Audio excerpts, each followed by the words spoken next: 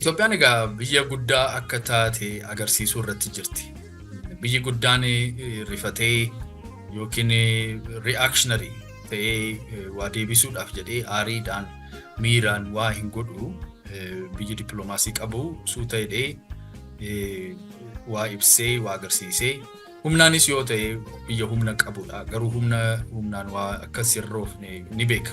So sanaaf jecha obsaan agarsiise. Amma kan Somaliland fi kan Somaaliyaa kana akka wal dha'u godhamee wanti yaadamu anis amma tokko dhageera. Inni sirrii miti.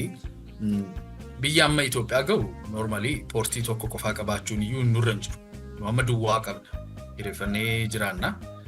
Egaa kana keessaa ba'uuf hojjechaa jirra. Yoo qabaannee poortii 2, 3, 5 yoo qabaanne gaariidha nuuf.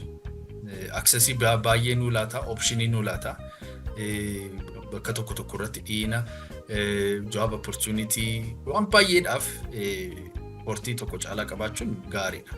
So garuu territorial integrity kan jedhamu tokkotu jira. Waliigalteen kuni territorial integrity keessan eenyummaa keessan biyya keessan diiguudhaaf fedhii hin qabnu. Durumaayyuu qabaannee hin beeknu. Isin cimsuu irratti kumaatamaan ijoollee keenya laanneerra gabbarreerra.